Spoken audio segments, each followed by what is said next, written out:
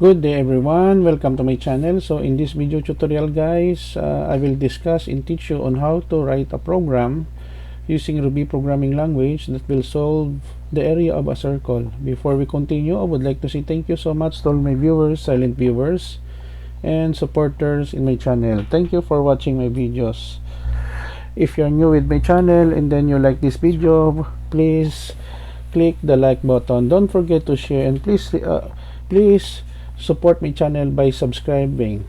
So let's begin. I will put a link in the video description where you can download the complete source code of our tutorial video for today in my two websites for free. So we have here print new line, the title of our program, area of the circle, print the give the radius of the circle. So in Ruby we are using gets jump underscore to f means float, and then we have here the variable radius. This is for the input, and then this is the process. So we have here another variable area mat pi, the value of pi that will be around 3.1415.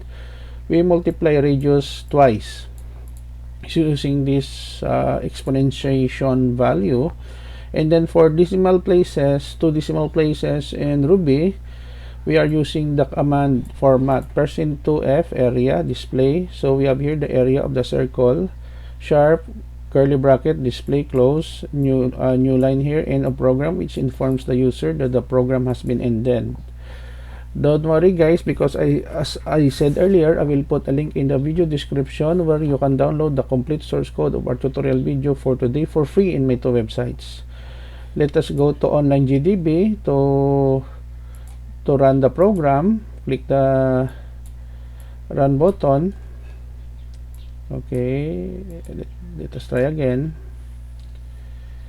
Okay, there is some problems in the connection in the internet. Let us wait. Okay, it's running right now. Area of a circle in Ruby, give the radius of the circle. Let's say we have 4.6 as the radius. The area of the circle is 66.48. End of program.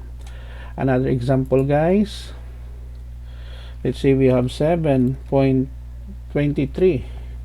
The radius. The area of the circle is 164.22. End of program. Okay guys, so this is the end of our tutorial video on area of a circle in Ruby programming language. Thank you so much for watching. I hope that you have learned something new in this tutorial video. Don't forget to like, share, and please support my channel guys if you are new by clicking the subscribe button. See you in the next video tutorial guys. This is your friend Jake saying bye bye for now.